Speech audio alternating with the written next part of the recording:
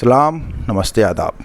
आप जुड़े हैं पसमानदा डेमोक्रेसी से और आज हम हिंदुस्तान में ज़ात पात और मुसलमान के लेखक मसूद आलम फलाही साहब के साथ बैठे हुए हैं। उनकी ये किताब पे मैं लगातार इसके हिंदी वर्ज़न पे चर्चा कर रहा हूँ। अभी हिंदी वर्ज़न आया नहीं है, लेकिन उसको हिंदी वर्ज़न करके मैं इस पर चर्चा कर रहा हूँ। और आपके कई सवाल उस पर आए थे, वो भी सवाल ले लेंगे। ख़ास तौर से मदरसे के ऊपर आए थे कुछ सवाल फलाही साहब से पूछे जा रहे थे कि मुग़ल काल, सल्तनत काल के बारे में। तो उन्हीं सब सवालों पे हम बात करने आए हुए हैं। तो सबसे पहला सवाल, सर आप सबसे पहले अपने बारे में थोड़ा सा बता दें, लोग जानना चाहते हैं। ठीक है। मेरा नाम मसूद आलम फलाही है। मेरा एजुकेशन मदरसे से हुआ है। मैंने मऊ के अपने गांव के मदरसा, गांव के एक प्राइमरी स्कूल, सरकारी स्कूल से पढ़ने के बाद मऊ नाथ भंजन के मदरसा फैज़-ए-आम में पढ़ाई की। उसके बाद फिर मैंने दारुल हदीस से पढ़ाई की। उसके बाद कुछ लोग मशवरे से हमारे भाई साहब ने जो है मुझे जामिअतुल फलाह में एडमिशन करा दिया। ये जानने के बाद वहाँ पढ़ाई अच्छी होती है और वहाँ से बच्चे निकलते हैं तो काबिल बनते हैं। फिर मैंने वहाँ से पढ़ने के बाद अलीगढ़ मुस्लिम यूनिवर्सिटी में से बीए और बीएड किया।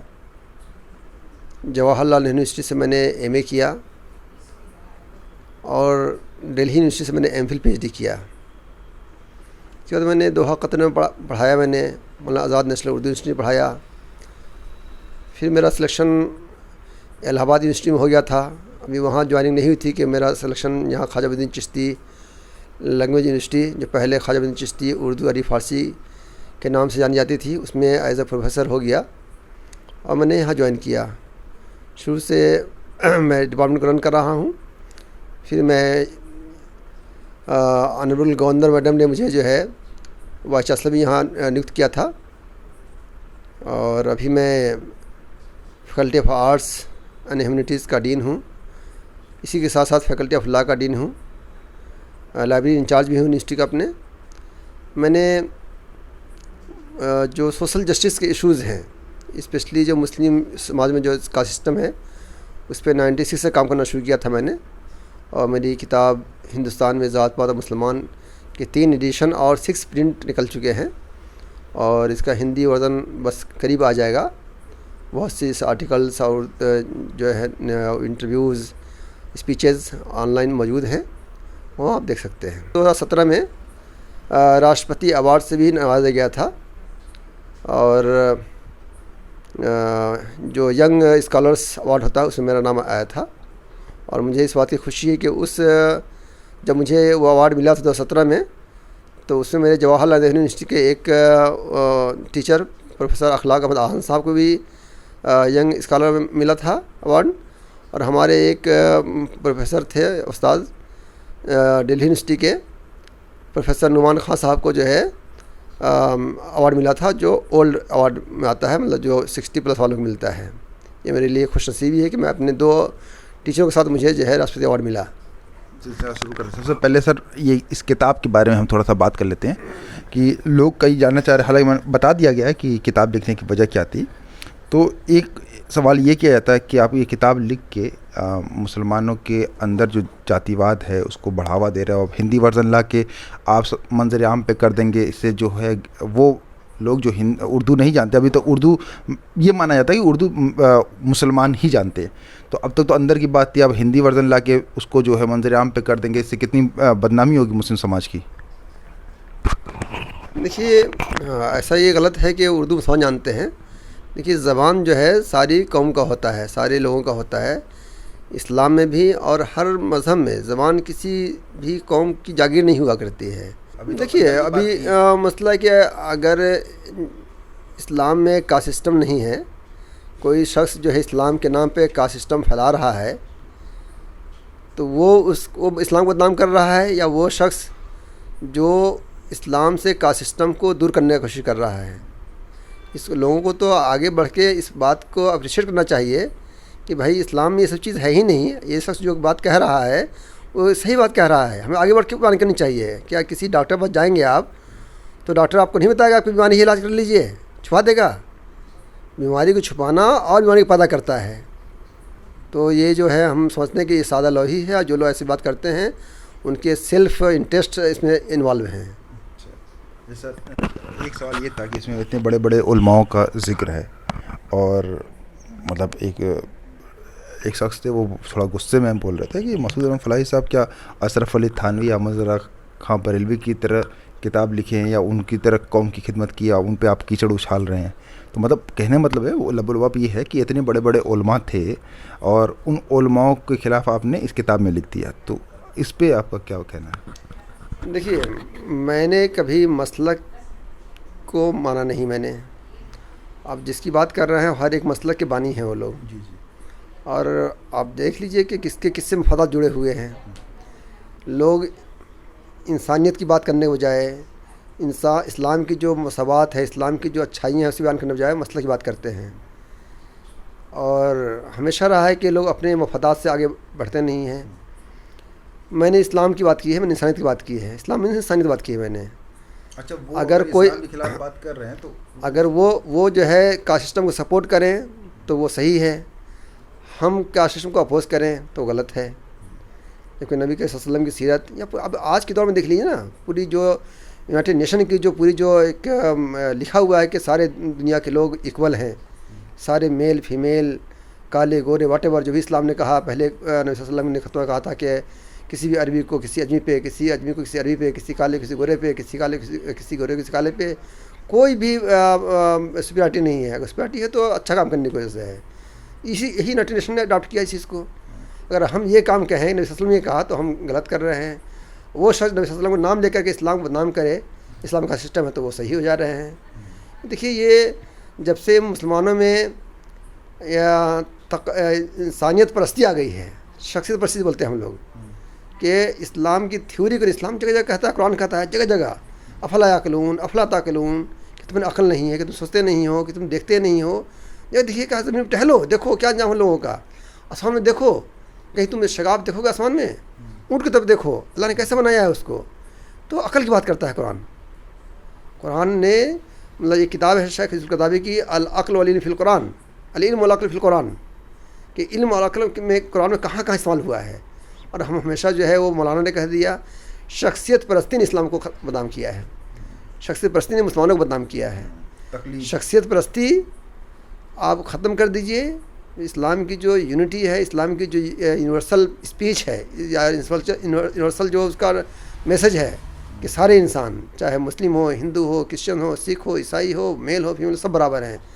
अगर इसको मान लीजिए, देखिए दुनिया में बहुत शांति हो जाएगी। सर, हम और सवाल के ऊपर आते हैं। पहला तो ये सर कि आप मदरसे की बात करें, क्योंकि आजकल ये टॉपिक भी चल रहा है। तो ये मदरसा सिस्टम शुरू कब हुआ? मतलब कहीं तो शुरू हुआ होगा ना कि मदरसे बनने लगे, तो इसके बारे में थोड़ा सा जानना था। क्योंकि अभी बात हो रही है कि मदरसे रिफॉर्म की भी बात हो रही है, बहुत सी बातें हो रही है, तो हम उसको बेसिक आपसे जानना चाहते हैं, पॉलिटिकल कुछ नहीं पूछ रहे हैं। कि देखिए, जहाँ तक मदरसे की बात है, अब हम अगर प्रोफेट की पीरियड की बात करें तो मस्जिद नबी में दीन की तालीम भी होती थी, वहाँ एजुकेशन भी दिया जाता था, नमाज़ी पढ़ने सिखाए जाते थे। वहाँ पे किस तरह पॉलिसी बनाई जाएगी वो भी होते थे। क्या दूसरे जो कंट्री से लोग मिलने आते थे प्रोफेट से, वही मिलते थे, चाहे उसमें मुस्लिम्स होते थे, नॉन मुस्लिम होते थे, या क्रिश्चियन होते थे।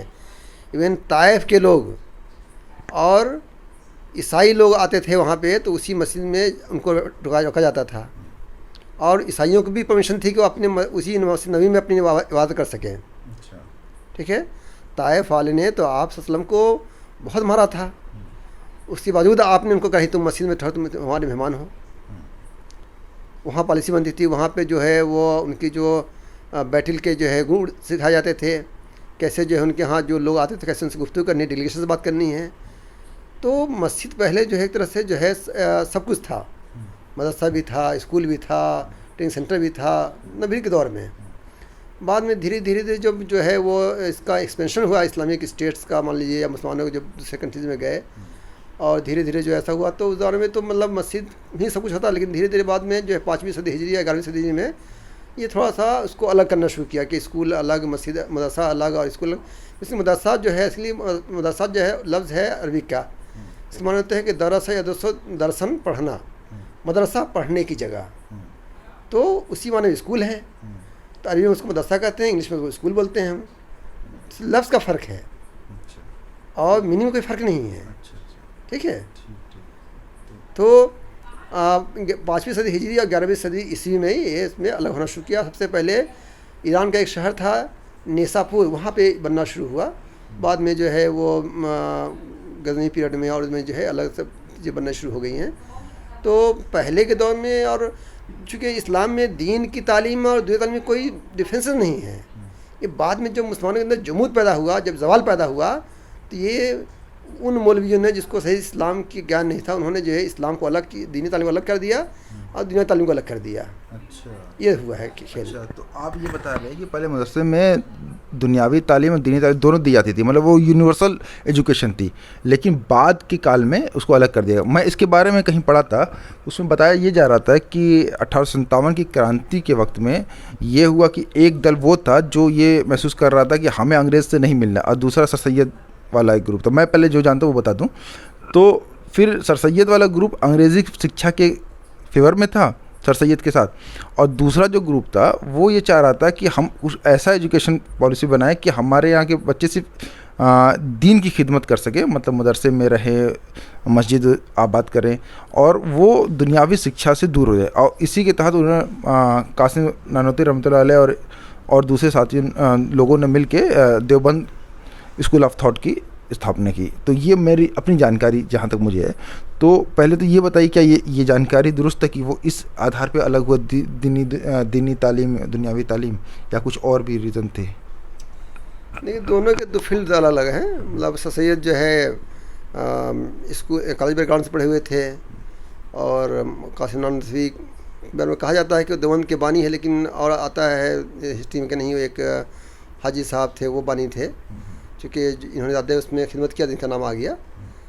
तो दोनों का फील्ड अलग अलग है। दोनों के उस्ताद एक ही माने जाते हैं, मौलाना ममलूक अली साहब सर सैयद के भी उस्ताद हैं वो, और मौलाना कासिम नानवी के उस्ताद कहे जाते हैं, किताबों में आता है। तो दोनों का नज़रिया अलग अलग था। चूँकि सर सैयद जो है अंग्रेज़ों के साथ काम कर रहे थे, उनकी गवर्नमेंट जॉब में थे, और कासिम नानवी है वो अलग थे। तो दोनों का नज़रिया अलग था, लेकिन दोनों की जो मदरसा बनाने या और यूनिवर्सिटी बनाने या कॉलेज बनाने में की जो नज़रियात है, एक चीज़ कॉमन थी, वो सिर्फ अशराफ को ऊपर करना चाहते थे। अच्छा, मदरसे में भी? जी, मौलाना कासिम नानवी की जो इन्होंने का जो मदरसा देवबंद की जो एक रुदात छपी है, उसमें एक जगह लिखते हैं, मैं समझता हूँ कि मैं उसको बता देना चाहता हूँ। इस मदरसे की बुनियाद रखने की वो जो बयान करते हैं कि इस ज़माने में और खूबियाँ तो कुछ बाकी हैं, मगर इल्म, ख़ासकर इल्म दीन उठता चला जाता है, जिसमें सादात और शयूख वगैरह हूँ, जो कदीम से इस कमाल में औरों से मुमताज़ रहा करते थे, आजकल इस सादत से बिल्कुल बेबहरा होते चले जाते हैं। और इस वजह से कौन सी आवारगी की बात नहीं जो उनमें नहीं। गाने बजाने, रंडीबाजी, शराब खोरी वगैरह की जो रोज़ तरक्की है, तो वजह इन सब खराबियों की यही है कि उन्होंने अपने इस काम को छोड़ दिया जिसके बाइस से सबसे मुमताज़ थे। इफलास मतलब गरीबी पर गरीबी, जो अहले इस्लाम खुसूसन शुरफा में बराबर चला आता है, इसका बाइस वजूद उसके क्या है कि अहले इस्लाम में इल्म हुनर ना रहा, या जौहर अहले इस्लाम खुसूसन इन 4 कौमों सैयद, शेख, मुग़ल, पठान ब्रैकेट में है कि हक़ में फ़कत मौजब इम्तियाज़ दीन ही न था। मतलब ये सिर्फ दीन का एक सरबुलंदी न थी, बल्कि सरमाया दुनिया भी था, मतलब दुनिया कमाने का रास्ता भी था। और कौमों के अगर और पेशे थे तो सादात और शयूख वगैरह का पेशा भी यही इल्म था। अलगत जब यह हाल देखा तो चंद खैरखान बेगर्ज ने बनाम खुदा इस कस्बा देवबंद में मदरसा की बुनियाद डाली और तमाम बनी आदम खुसूसन अहले इस्लाम की बहबूदी की सूरत निकाली। ये है इबारत कैफियत हश्तमी सालाना मदरसा अरबी देवबंद, यानी रुदात मदरसा अरबिया दारुल देवबंद, बाबत 1290 हिजरी 1873 ईस्वी में है। अच्छा। और आगे उसमें एक लेडी और हैं जो बराम एतकाब लिखती हैं कि उन्हीं के उसी किताब रेफरेंस से लिखती हैं कि खुदा ने अपनी उनके रेफरेंस से खुदा ने दीनी तालीम की ज़िम्मेदारी इन 4 कौमों सैयद, शेख, मुग़ल, पठान को सौंपी है। मोहम्मद कासिम ने कासिम ने कहा, अशराफ अकराम न सिर्फ शोहरत इज़्ज़त के लिए दीनी तालीम हासिल करें बल्कि अपने माश के लिए भी करें। इस बात से ठीक है, वो आगे का लिखती हैं, देवबंदियों यानी देवबंद मज़हब से मुतल्लिक लोगों की आइडियालॉजी ख़ास तौर से अशराफ के मफादात की मुनासिब थी, यानी इनके मफादात की हिफाजत करनी थी। ये उनकी किताब है Islamic Republic in British India. अच्छा, तो आपका कहना ये था कि ये सैयद सर सैयद और देवबंद दोनों ही का मकसद जो था वो जो अशराफों को आगे बढ़ाना था। हाँ, सर सैयद ने तो जगह कहा है कि अभी जो लेवल को लोग हैं उनको जो है सिर्फ नमाज सिखा दो, चंद जो है वो गिनती सिखा दो ताकि कुछ हिसाब किताब कर सकें, अंग्रेज़ी पढ़ना और IAS बनना, ये सब करना तो ये अशराफों का काम है। अच्छा, ये बताइए मुग़ल काल वाली बात, मुग़ल काल सल्तनत काल में भी जो है वो पसमानदा मुसलमान क्या उस वक्त के मदरसे में पढ़ते थे? क्योंकि एजुकेशन का इतना बुरा हाल है कि ये सवाल समझ में आता है, और अपना पसमानदा समाज जो है वो मुग़ल काल और सल्तनत काल को बहुत इस्लामिक हुकूमत और मुसलमानों की हुकूमत के नाम से डिफेंड करता रहता है। जहाँ तक मुग़ल काल और इस्लामिक सल्तनत काल का मसला है, वो बेसिकली को एक कौमों की हुकूमत थी, जिससे मुग़ल की हुकूमत थी या समझ लीजिए जो उधर आपके जो तुर्क की हुकूमत थी, वो इस्लाम की मुसलमान हुकूमत नहीं थी।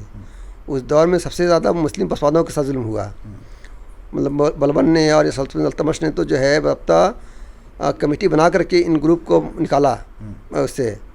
मोहम्मद तुगलक जो एक सेकुलर बादशाह कहिए उसको, बहुत मजहबी सेकुलर बादशाह था, उसने हिंदू मुसलमान OBC SC किसी के मौका कद हटाया, मौका दिया कि भाई जो हुनरमंद लेंगे।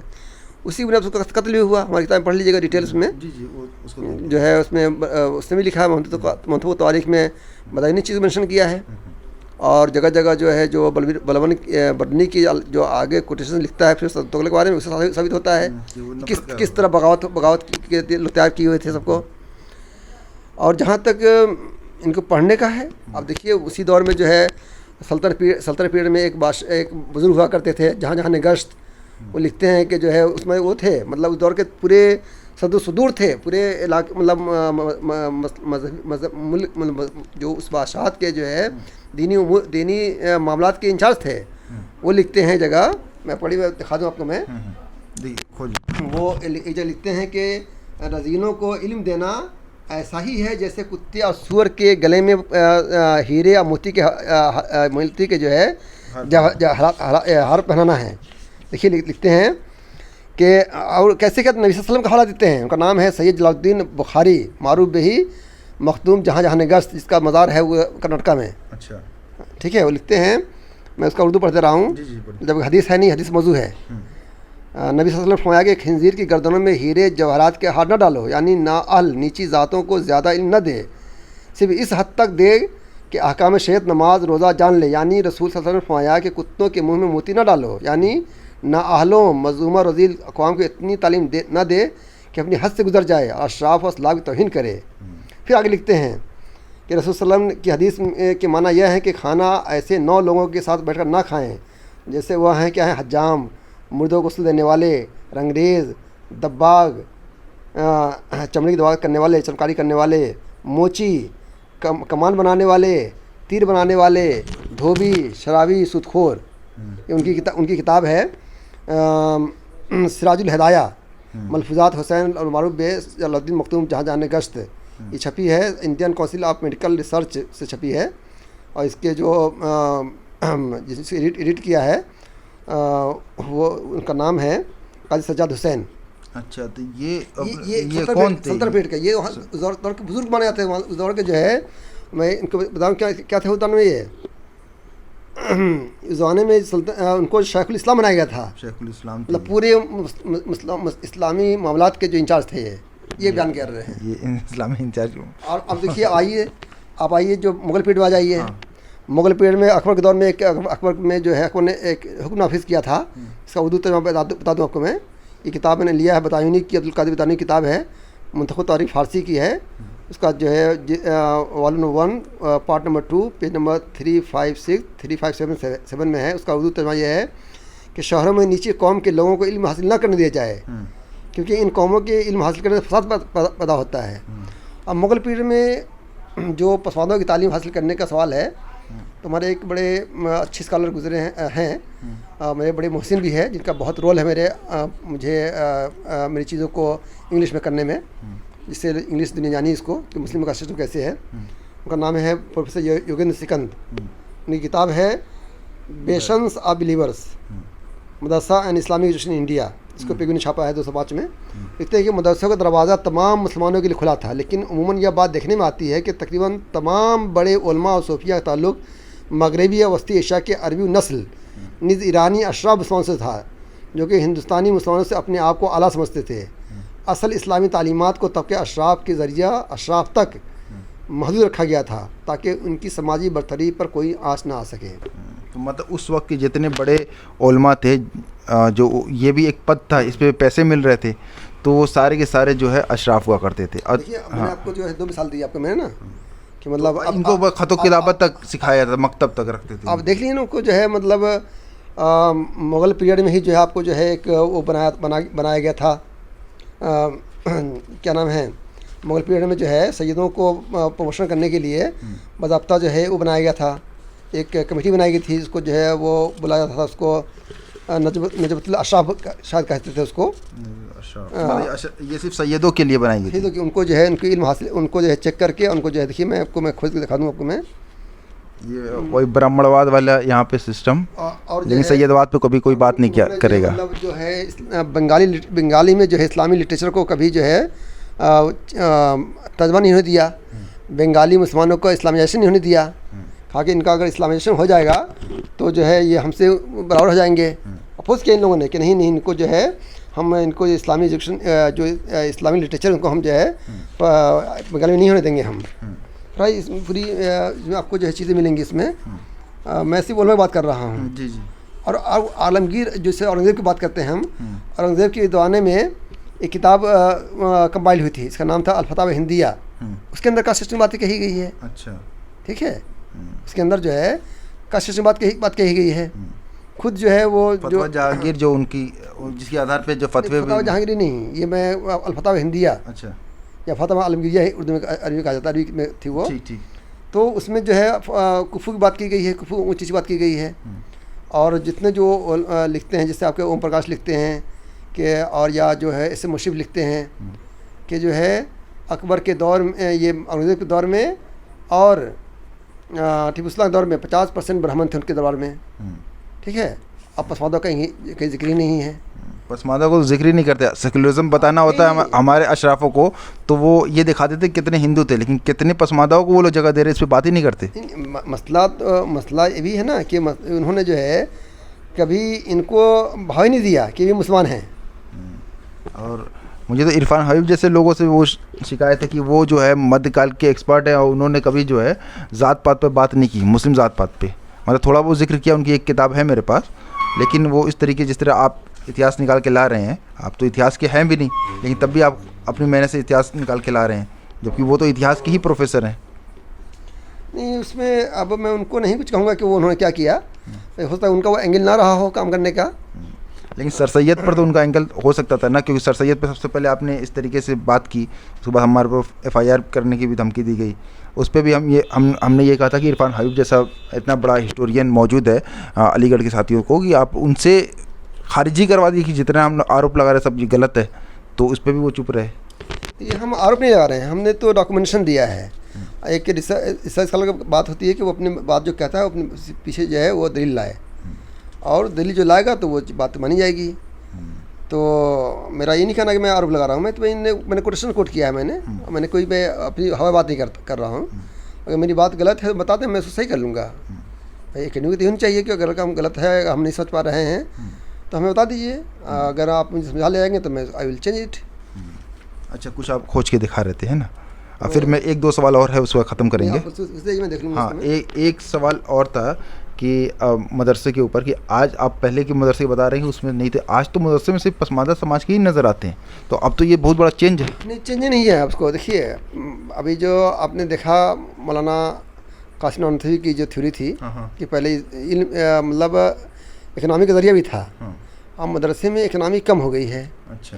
अब वो लोग जो पहले मदरसे में थे या जो लोग जो दरगाह में बैठे रहते थे, अब वो बच्चों को यूनिवर्सिटी भेज रहे हैं। अच्छा, उनके बच्चे यूनिवर्सिटी जा रहे हैं। अब मैं 10 मिसाल दे सकता हूँ, दरगाह वाले बच्चे यूनिवर्सिटीज़ में हैं, प्रोफेसर से फला हैं, अब वहाँ कब्ज़ा कर रहे हैं वो। अच्छा। अब मदरसे में चूँकि आमदनी कम हो गई है, मस्जिदों में जो पहले वो होता है कि सरकारी पैसे मिलते थे उनको, या जो है मदरसा एक जो है पूरे उनको मीडिया कवर करने का ज़रिया होता था, अब वो कम हो गया है। अब वो पसमानदा अब आ रहे हैं। जिस तरह मान लीजिए कि पहले अशराफ की औरतें पर्दा करती थी, उनके लिए फ़ख्र की बात होती थी, अब अशराफ की औरतें पर्दा छोड़ रही हैं, पसमानदा औरतें पर्दा कर रही हैं। मतलब जो कहते हैं ना कि अशराफाइजेशन हो रहा है इनका उल्टा। अच्छा। तो अब देख लीजिए, अगर कोई पसमानदा, अब मऊ में आप रहने वाले हैं तो मऊ में कोई पसमानदा औरतें पर्दा करके कितनी बुरा भला लगा जाता है। लेकिन वही औरतें जो अशराफ की हैं, फिल्म इंडस्ट्री में हीरोइन हैं, उनको कुछ नहीं कहा जाता है, उनको लोग अवगत करते हैं। अच्छा, इस पे वो पर्दे के ऊपर तो हमको फिर डिबेट में चले जाएंगे। मैं ये समझना चाह रहा था कि अब मदरसे में तो पसमानदा समाज के लोग आ रहे हैं। अब मदरसे का सिलेबस जो है वो इस तरीके से डिज़ाइन है कि उससे पढ़ के आगे आने, मतलब संभावना बड़ी कम हो जाती है कि वो दुनियावी किसी कंपटीशन में पार्टिसिपेट करे। तो इसके ऊपर जावेद अहमद गामदी साहब ने एक बात कही थी कि 14 साल की उम्र तक एक यूनिवर्सल एजुकेशन रखा जाए, उसके बाद जो है अगर किसी को मौलवी बनना है, किसी को हाफिज़ बनना है, जिसको जहाँ जाना वहाँ चला जाए, लेकिन 14 साल की उम्र तक, मतलब कि 10वीं तक एक यूनिवर्सल एजुकेशन रखा जाए। इसके ऊपर क्या कहना है? नहीं, देखिए, ये तो एक एक्सपर्टीज़ की बात है। अब एक्सपर्ट्स ऐसा, मतलब एक कमेटी बननी चाहिए इसकी। और जिस तरह दूसरे कंट्रीज़ में है, मैंने टर्की में देखा मैंने, कि वो किसी भी मज़हब का है, चाहे मुस्लिम हो, क्रिश्चियंस हो, व्हाटएवर जो हो, उसके मजहबी मामलात के लिए अलग से उनको जो चाहे पढ़ सकता है। वो उनको फोर्स नहीं किया आप यही पढ़ना है आपको। उनकी जो मजहबी जगह हैं, जैसे मस्जिद है, क्रिश्चियन के जो गुरुद्वारे हैं, वो चर्च हैं, और जो गुरुद्वारे रहे जो भी होते हैं, उनको गवर्नमेंट अपने तरफ से खर्च देती है, वो मतलब फंड देती है उसके लिए। तो मेरा मानना है कि अगर ऐसी बात है तो एक एक्सपर्ट्स कमेटी बनानी चाहिए। और भाई ऐसा भी नहीं कि मतलब वो आज ही बच्चे निकल रहे हैं मदरसे के बच्चे भी।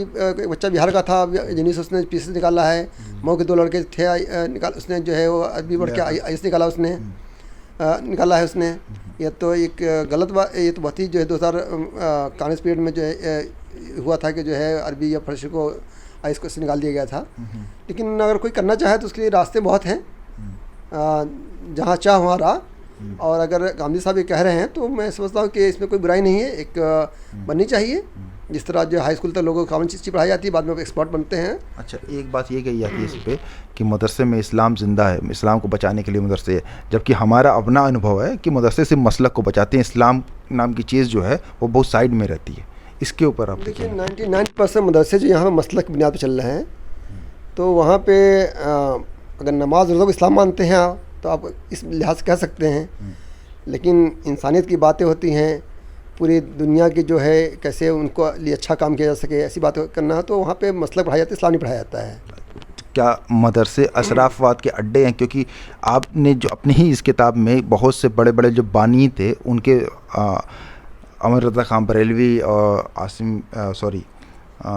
थानवी साहब और भी जो है जो बड़े बड़े उलमा थे उनका आपने जिक्र किया है, जो बानी भी कहलाते हैं, और वो लोग जातिवादी थे। तो क्या इस आधार पर कहा जा सकता है कि मदरसे जो है अशराफात के अड्डे हैं? देखिए, 2 चीज़ें हैं।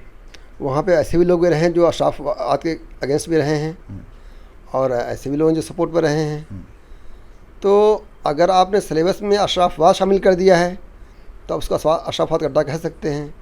लेकिन अगर सिलेबस में आपने अशराफवाद न करके आपने जो इस्लामिक टेक्स्ट पढ़ा रहे हैं, कुरान पढ़ा रहे हैं, हदीस पढ़ा रहे हैं, जो सही इंसान की बात करता है, किसी में भेदभाव नहीं करता, न मुसलमानों में, न हिंदू में, न क्रिश्चियंस में, न ओबीसी में, न जनरल SC/ST में, तो वहाँ उसको आप जो है अशराफवाद नहीं कह सकते हैं। अच्छा, मैं देवबंद की ही बात, लेकिन हमारे कुछ लेकिन अक्सर ये होता है कि मदरसे पढ़ने के वाले जो मौलवी होते हैं वो जातिवादी ज़्यादा होते हैं।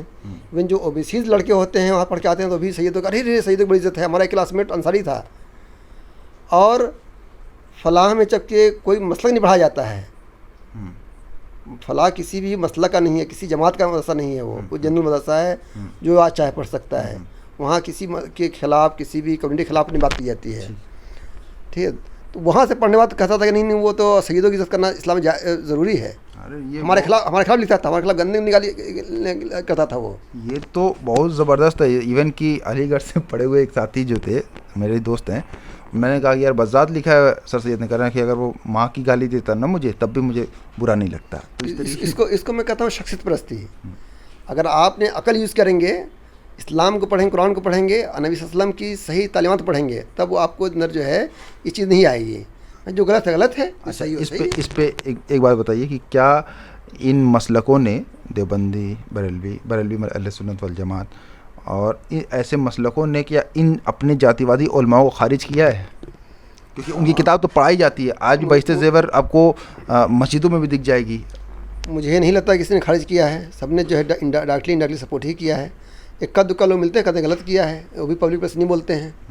जो बोलते हैं उनको अलग कर दिया जाता है, साइलेंट कर दिया जाता है। भाई हालात तो ये थे कि देवबंद के बहुत से उलमा जो ओबीसीज थे, उनको पोस्ट पहुँचने के लिए अशराफ बनना पड़ा, रात में ख्वाब देखना पड़ा कि मैं सैयद हूँ, तब जाके उनको पोस्ट मिली है। अच्छा, उन्हें बनने दिया था। ये जो ऐसा माहौल था यहाँ का कि नहीं, आप तो भाई डेमोक्रेसी है यहाँ पे, जो है जो रिफॉर्म इंडिया में हुआ है वो आपके सोकल पाकिस्तान में नहीं हुआ है रिफॉर्म। वो जी यहाँ पे देखिए जो है समाजी न्याय की बात यहाँ इंडिया में हुई, उनको रिप्रेजेंटेशन मिला, उनको हुकूमतें मिली, उनको नौकरियाँ मिली। पाकिस्तान में वही हाल है जो पहले था, इसीलिए उन्होंने अलग किया। उन्होंने दलितों को यहाँ आने नहीं दिया कि हमारा काम कौन करेगा। आज भी 2 खानदान वहाँ पे हुकूमत कर रहा है। इंडिया में तो कम से कम जो है जो चाहता है खड़ा हो सकता है। जी। अच्छा, इसे बस ख़त्म ही कर रहे हैं, 1-2 सवाल और। तो ये जो आपने बताया कि जातिवाद को जो है वो लोग प्रमोट कर रहे हैं, मतलब खारिज नहीं कर रहे हैं। एक बात ये कि कहते हैं कुछ आजकल के नए देवबंद से फारिग लोग हैं, तो वो ये दावा कर रहे हैं कि ये लोग जो है जातिवाद का विरोध करते करते इस्लाम का विरोध करने लगते हैं। ये सारे जो है इतने बड़े बड़े इंटेलेक्चुअल बनते हैं, लेकिन सब इस्लाम के विरोधी हो जाते हैं। इसके ऊपर क्या कहेंगे? भाई मेरी किताब, मेरी तहरीर से बता दें इस्लाम का विरोध क्या है। मैंने कोई तहरीर साबित कर दे। अगर सैयदवाद का विरोध इस्लाम का विरोध है तो मान लीजिए मैं इस्लाम का विरोध कर रहा हूँ। मैं सैयदवाद का विरोध जो है, या अशराफवाद का विरोध, या जो है गैर मसवाद का विरोध जो है, इस्लाम का विरोध नहीं है। जो इस्लाम के ख़िलाफ़ जो सैयदवाद का सपोर्ट कर रहा है, जो अशराफवाद सपोर्ट कर रहा है, जो मसवाद को नहीं मानता है, वो बेसिकली इस्लाम का विरोधी है। वो शैतानवादी है, वो इब्लीसवादी है। एक बस जी, एक सवाल ये था, आपने अपनी किताब में लिखा भी, आपसे बात भी पहले भी हुई, तो बता रहे थे कि जो हदीसें, झूठी हदीसें गढ़ी गई, वो आपने बताया कि जो खिलाफत की जो जंगें थीं, उस जंग में हर कबीला अपने आप को ये साबित करने के लिए कि मैं ही खलीफा बनने का हकदार हूँ, वो ये चाह रहा था कि इसको नबी सल्लल्लाहु अलैहि वसल्लम के मुँह से कहलवा दिया जाए। इसी वजह से उन्होंने झूठी हदीसें गढ़ी और इसको अपने पद को दैवीय बनाने की कोशिश की। इसके ऊपर थोड़ा समझाना चाहता हूँ। देखिए, जब प्रॉफिट के बाद जो है कुरान जो है हज़रत अबू बकर सिद्दीक़ के दौर में कंपाइल हो गया था।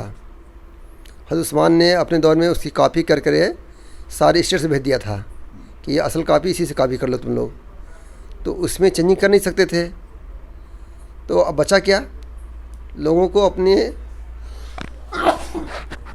पॉलिटिकल सपोर्ट के लिए उन्होंने हदीसों में गड़बड़ी शुरू कर दी, और हर ग्रुप ने ये कहना शुरू कर दिया कि प्रॉफिट ने हमारे लिए ये बात कही, हम सबसे अफजल हैं, हमारी जन्नत है, हम फ़लाँ हैं, हम खलीफा के हकदार हैं, हम वसीउल्लाह हैं, फ़लाँ। ये सब सारे जो है बनु उमय्या ने अपने लिए गढ़ा, बनु अब्बास ने अपने लिए गढ़ा, फिर जो है अहले बैत अपने लिए गढ़ा। आता है कि हारून रशीद के दौर में, बनु अब्बास का दौर है, इमाम जाफ़र सादिक के बेटे मोहम्मद गालिब नाम है, उनको पकड़ा गया। तो उन्होंने जो है 5000 हदीसें अपने ख़ानदान की बर्तरी में गढ़ी थी। तो लेकिन हज़रत मोहम्मद रशीद ने उनको छोड़ दिया और उनके वालिद को भेज दिया। तो इस तरह की फिर आपको देखिए कि जो है मंसूर के दौर में जब नफ्स ज़किया और मंसूर में जो बगावत हो रही है, जो नफ्स ज़किया जो अहले बैत के नाम पे बगावत कर रहे हैं, नफ्स ज़किया जिसका नाम मोहम्मद बिन हनफिया था। अब बहुत एक इंटरेस्टिंग बताऊँगा आपको मैं। तो वो दोनों में लेटरबाजी हो रही है। तो कह रहा तुम मेरे अहले बैत के नाम पर तुम खिलाफत हासिल किए हो। तो कह रहा कि भाई अहले बैत का डंका तो हमने बजाया, तुम्हारा नाम फजीलत बताया, तुमको कौन जानता था? ये हमारा शान है ये। और मैं इसी में जोड़ता जाऊँ कि मतलब ये पूरा जो अहले बैत के जो पूरा जो ढिंढरा पिटा गया उनकी फजीलत का, ये बिल्कुल अब्बास ने नकीब आल मोहम्मद के नाम से पूरा इन्होंने ग्रुप बनाया था। 70 लोग थे उसमें, और लोग इनके नाम से बैत करते थे, इनकी फजीलत बयान करते थे। नबी सल्लल्लाहु अलैहि वसल्लम इनके लिए कहा था, नबी सल्लल्लाहु अलैहि वसल्लम उनके लिए कहा था कि वो खलीफा बनेंगे। ये पूरी पावर की लड़ाई होती रही, उसको मजहब जोड़ दिया। नफ्स ज़किया का ग़ालिबन नाम है मोहम्मद बिन हनफिया, या हो सकता है कोई दूसरे में भी, मुझे याद आ रहा है। मोहम्मद बिन हनफिया इसलिए कहते हैं कि हज़रत अली के बेटे हैं, लेकिन हज़रत फातिमा से नहीं हैं। तो ताजुब देखिए कि हज़रत अली के बेटे हज़रत हसन रज़ियल्लाहु अन्हु, हज़रत हुसैन रज़ियल्लाहु अन्हु हैं, तो उनको तो जोड़ रहे हैं कि हसन बिन अली, हसन बिन अली, लेकिन मोहम्मद भी जो है हज़रत अली के दूसरी बीवी के बेटे हैं, तो उसका नाम हज़रत अली जोड़ माँ से जोड़ रहे हैं। मोहम्मद बिन हनफिया, हनफिया के बेटे मोहम्मद, हनफिया की माँ का नाम था, हज़रत अली की बीवी का नाम हनफिया था, दूसरी बीवी का नाम। तो आप देख लीजिए कि कितनी बड़ी डिस्क्रिमिनेशन वहाँ भी शुरू हो जा रही है। कुरान कह रहा है कि उदूम लिआबाहिम, क्यों ऐसा किया रहा है? ताकि जो है अहले बैत का जो कंसेप्ट पैदा किया गया है कि मतलब हज़रत फ़ातिमा की औलाद ही अहले बैत है, या हज़रत अली जो बनु हाशिम से उन्हीं वही बैत है, वही उसमें रहे वो चीज़ें, तो इसलिए उनकी दूसरी बीवी को बेटे को अलग कर दिया उन्होंने। ये क्या है? ये 100% डिस्कशन है नहीं, क्या है? 100% नाम दिया गया उनका ना, तो मोहम्मद हनफिया जो है। ये बताइए कि कैसे पता चलेगी हदीस गढ़ी हुई हदीस है, क्योंकि कुछ हदीसें ऐसे बुखारी में भी तो आ जाती हैं। देखिए इसको जो हमारे पास कई सोर्सेज हैं। एक ये है कि जो कुरान से क्लैश करती हो, एक ये है कि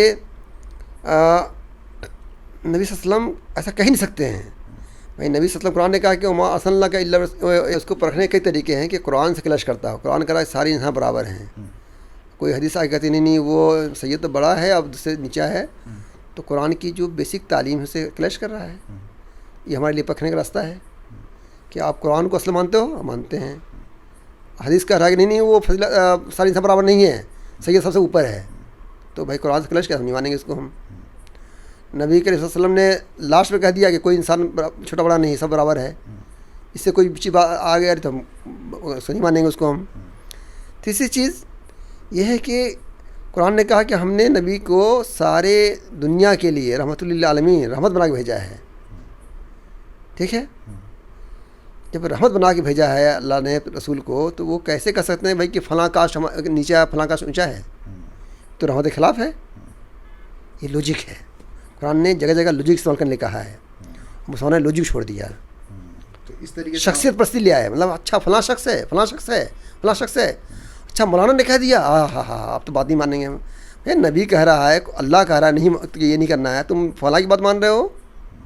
ये शख्सियत परस्ती, जब से शख्सियत परस्ती आई है और कुरान और इस्लाम नबी सल्लल्लाहु अलैहि वसल्लम की छोड़ दिया लोगों ने, तब से जो है ये बातें पैदा होनी शुरू हो गई है।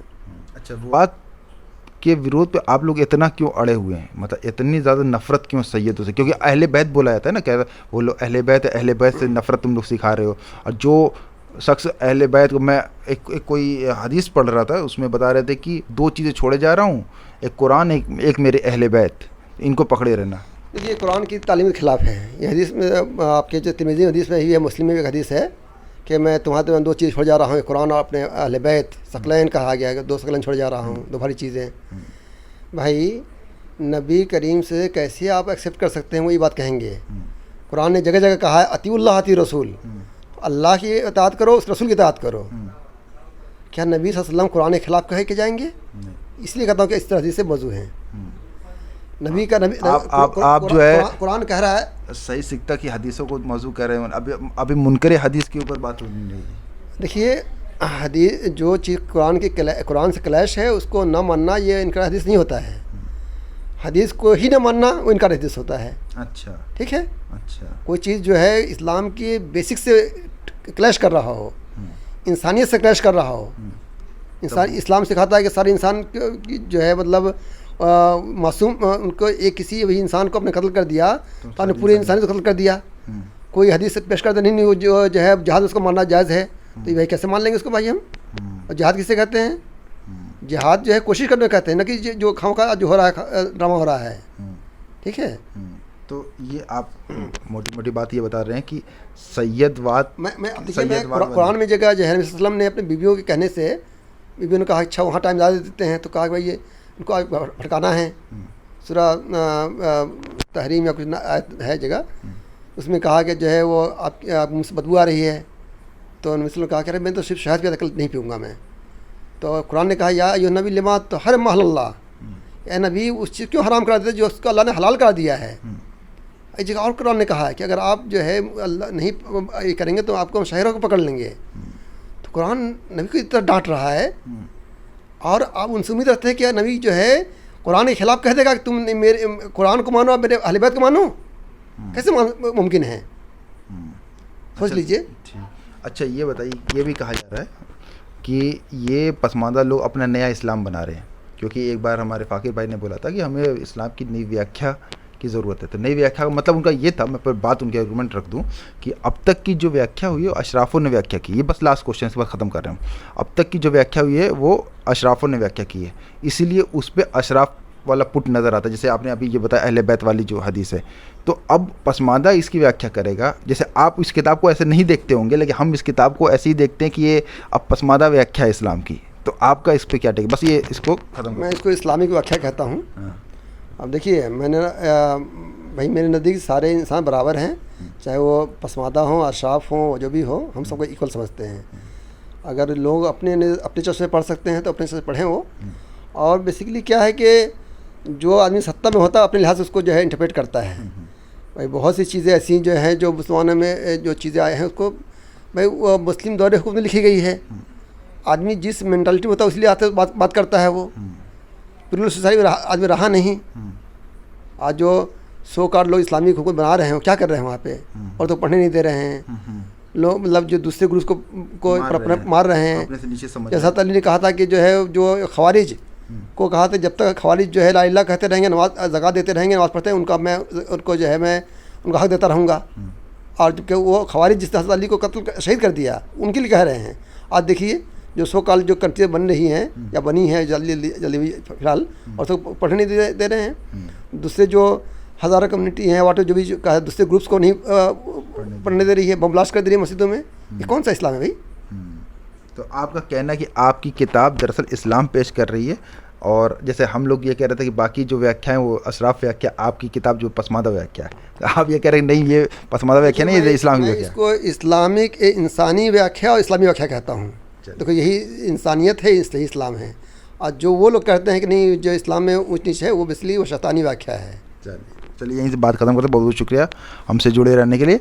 हम मसूद अफलाई साहब के साथ थे, और आपके जो भी सवाल है, जैसे मैं जो मसूद अफलाई साहब की जो किताब की जो मैं व्याख्या कर रहा हूँ हिंदी में, एक संक्षिप्त व्याख्या कर रहा हूँ, आप अपने सवाल उस वहाँ पे डाल दें कमेंट में। हम आगे जब भी मसूद साहब से बात करेंगे तो आपके सवाल उनसे ले लेंगे। बहुत बहुत शुक्रिया। जय पसमानदा, जय हिंद।